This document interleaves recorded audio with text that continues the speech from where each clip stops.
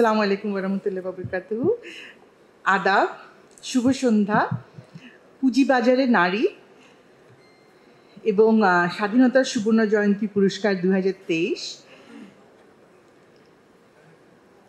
এই যে আজকের এই অনুষ্ঠান, যেটা বাংলাদেশ সিকিউরিটিজ এক্সচেঞ্জ কমিশনের আয়োজন করেছে, তা এই অনুষ্ঠানের মাননীয় প্রধান অতিথি বাংলাদেশ জাতীয় সংসদের মাননীয় স্পিকার, আমাদের সবার প্রিয়, সবার ইন্সপিরেশন ডক্টর শিরিন শারমিন চৌধুরী, আজকের অনুষ্ঠানের বিশেষ অতিথি আমাদের আর্থিক প্রতিষ্ঠান বিভাগের সচিব মহোদয়, অনুষ্ঠানের সম্মানিত সভাপতি, সিকিউরিটিজ অ্যান্ড এক্সচেঞ্জ কমিশনের চেয়ারপারসন, এক্সচেঞ্জ কমিশনার বৃন্দ, আমার প্রিয় উদ্যোক্তা বৃন্দ, এখানে আমি অনেক পরিচিত মুখ দেখতে পাচ্ছি এবং আজকের যে এর আগেই আলোচনাটা হয়েছে, খুব চমৎকার আলোচনা ছিল, সেখানে যারা অংশগ্রহণ করেছে, সাংবাদিক ভাই বোনেরা, সকল সুধীবৃন্দ, আপনাদের সামনে আজকে কিছু কথা বলতে পারার জন্য আমি ধন্যবাদ জানাচ্ছি আমাকে যারা আমন্ত্রণ করেছে, সিকিউরিটিজ এক্সচেঞ্জ কমিশনের সম্মানিত চেয়ারম্যান এবং মাননীয় স্পিকার স্যারের সাথে যে কোনো অনুষ্ঠানে যাওয়াটা খুবই সম্মানের, কিন্তু একটু আতঙ্কেও থাকি সংসদের মধ্যে যদি মাইক অফ হয়ে যায়। সুতরাং আমি খুব বেশি কথা বলবো না। আজকের অনুষ্ঠানটা খুব চমৎকার লেগেছে আমাদের এখানে, যে আর যারা বিনিয়োগকারীদের উপস্থিতি, বিভিন্ন সংগঠনের উপস্থিতি খুব চমৎকার। আমি বক্তব্যের শুরুতে বিনম্র শ্রদ্ধায় স্মরণ করছি আমাদের স্বাধীনতার রূপকার জাতির পিতা বঙ্গবন্ধু শেখ মুজিবুর রহমানকে।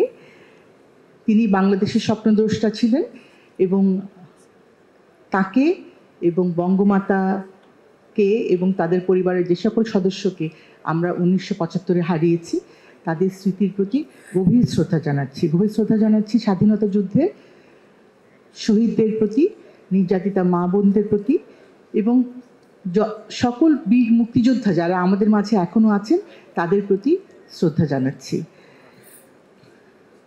মূলধারার রাজনীতিতে অংশগ্রহণের মাধ্যমে নারীর সার্বিক উন্নয়ন ও ক্ষমতায়ন নিশ্চিত করতে বঙ্গবন্ধু 1969 সালে মহিলা লীগ প্রতিষ্ঠা করেন এবং বঙ্গবন্ধু এই সংবিধানে জাতীয় জীবনে সর্বস্তরে নারীর অংশগ্রহণ ও সুযোগের সমতা নিশ্চিত করেছেন।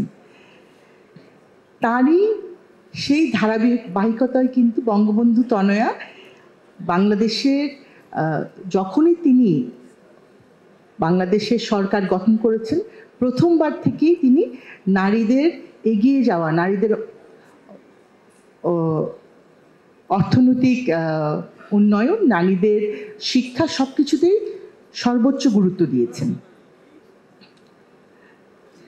আজকে যে অনুষ্ঠান, সেখানে আমরা আজকে বিভিন্ন আলোচনা শুনলাম। পুঁজিবাজার দেশের অর্থনীতির জন্য খুবই গুরুত্বপূর্ণ, সেটা বারে বারে উঠে এসছে এবং আমি এটা সবসময় বিশ্বাস করি যে একটি দেশের অর্থনীতি শুধুমাত্র মানি মার্কেটের উপর ডিপেন্ড করে চলতে পারে না। Capital market is actually the driver এবং পুঁজিবাজারের উন্নয়নে কথা যদি আমরা চিন্তা করি, বঙ্গবন্ধু 1972 সালে দেশের অর্থনীতি পুনর্গঠন করার জন্য বেশ কিছু প্রতিষ্ঠানকে জাতীয়করণ করেছিলেন। তখন কিন্তু সেই পরিস্থিতিতে অর্থনীতিকে স্থিতিশীল করার জন্য খুবই গুরুত্বপূর্ণ পদক্ষেপ সেটি ছিল। আর সিকিউরিটিজ এক্সচেঞ্জ কমিশন অধ্যাদেশ 1969 বঙ্গবন্ধু শাসন আমলে কার্যকর রাখা হয়। সেই পথ ধরে জননেত্রী শেখ হাসিনা যখন মাননীয় প্রধানমন্ত্রী হলেন, তখন পুঁজিবাজারের নিয়ন্ত্রণ সংস্থা হিসেবে বাংলাদেশ সিকিউরিটিজ অ্যান্ড এক্সচেঞ্জ কমিশনের ভিত শক্তিশালী হয় এবং যেটা পুঁজিবাজারের স্বচ্ছতা, জবাবদিহিতা নিশ্চিত করার জন্য অত্যন্ত প্রয়োজন ছিল। বিভিন্ন আইনগত ও নীতিগত সংস্কার করা হয়, যার মধ্যে আমি উদাহরণ দিতে পারি ডিমিউচুয়ালাইজেশন অ্যাক্ট, যা স্টক এক্সচেঞ্জের মালিকানা এবং ব্যবস্থাপনা পৃথকীকরণের জন্য করা হয়েছিল এবং বিনিয়োগের পরিবেশ সৃষ্টি, বিদেশি বিনিয়োগ আকৃষ্টকরণ ইত্যাদি বিভিন্ন পদক্ষেপ নেওয়া হয়। প্রযুক্তিগত উন্নয়নের কথা তো আমাকে বলতেই হবে, কারণ ডিজিটাল বাংলাদেশ না হলে কিন্তু আমরা আমাদের যে অনলাইনে ট্রানজ্যাকশনগুলো সেগুলো তো কখনোই হতো না।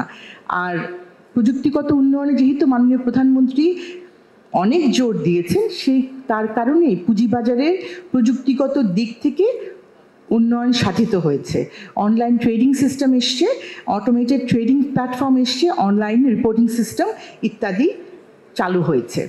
আপনারা এগুলো সবই জানেন, আমি শুধুমাত্র একটু মনে করিয়ে দিচ্ছি। কিন্তু আমার যেই তথ্য উপাত্ত আমি দেখেছি এই মে মাস 2024 তারিখের CDBL এর তথ্য অনুযায়ী, সেখানে নারীদের বিও হিসাবের সংখ্যা কিন্তু অনেক কম, 24% মতো টোটাল বিও অ্যাকাউন্টে, এবং বিনিয়োগের পরিমাণও যথেষ্ট কম। আমরা জানি নারীরা ঘরে বাইরে সর্বত্রই ঠিকভাবে হিসাব রাখেন এবং তারা রিয়েলিস্ট, ওনারা বায়বীয় কথা আমার মনে হয় অনেক কম চিন্তা করেন, কারণ তাদেরকে সংসার চালাতে হয়। অনেক নারীকেই আমি দেখি যে তারা সাংঘাতিকভাবে মাল্টিটাস্কিং করতে পারেন, এবং এখানে যারা উপস্থিত আছেন আমার বোনেরা, তারা তো এটার সাথে এগ্রি করবেন। প্রত্যেকেই কিন্তু আপনারা যথেষ্ট মাল্টিটাস্কিং করেন, যেটা হয়তো আমাদের ভাইদের পক্ষে করা সম্ভব না কখনোই। তো নারীর অংশগ্রহণ বৃদ্ধির জন্য আমি দেখেছি বিসেকের অনেকগুলো পরিকল্পনা এবং অনেকগুলো পদক্ষেপ ওনারা নিয়েছেন, আমি তাদেরকে সাধুবাদ জানাই। এবং আমি অরেঞ্জ বন্ডের কথা শুনছিলাম, তো অরেঞ্জ বন্ডের ব্যাপারে মনে হয় যথেষ্ট অগ্রগতি হয়েছে। এটা কি অলরেডি মার্কেটে আছে অরেঞ্জ বন্ড? আচ্ছা, ওকে। তো বারংবার উঠে এসেছে যে সচেতনতা বৃদ্ধি ইত্যাদি। তো বিনিয়োগ শিক্ষা কার্যক্রম আমি জানি যথেষ্ট এর থেকে আমরা সুফল পাবো, এবং আমাদের বন্ড মার্কেটের উন্নয়ন করতে হবে, সেটা মানে খুবই গুরুত্বপূর্ণ। আর গ্রিন বন্ডের কথা উঠে এসেছে, আমি ব্লু বন্ডের কথাও বলবো, যেহেতু আমি সমুদ্র পাড়ের মানুষ, সেজন্য ব্লু বন্ডের কথাটা আমি বলতে চাই এখানে। আর অর্থায়ন ব্যবস্থা, SME, CSME, এদের জন্য অর্থায়ন ব্যবস্থার বিষয়টা আরও জোর দিতে হবে। আর কমোডিটি এক্সচেঞ্জ এর কথা আমরা ওটা মানে খুব সহসাই চালু হবে চট্টগ্রামে, সেটার বিষয়ে আমি খুবই আশাবাদী আপনাদের সবার সাথে একই সাথে। এবং ইনোভেটিভ ক্যাপিটাল মার্কেট লার্নিং সংক্রান্ত কাজগুলো দ্রুততার সাথে করতে হবে, এবং আমরা চাই আমাদের পুঁজিবাজারে নারী পুরুষ নির্বিশেষে সকলে অংশগ্রহণ, আগ্রহের সাথে অংশগ্রহণ। আমরা যদি যখন সবসময় বলা হয় যে বিনিয়োগ শিক্ষা কার্যক্রমের প্রথমেই হয়তো বলে দিতে হবে যে দীর্ঘযাত্রার জন্য বিনিয়োগ করতে হবে, খুব লোভীও হওয়া যাবে না, আবার খুব ভয়ও পাওয়া যাবে না।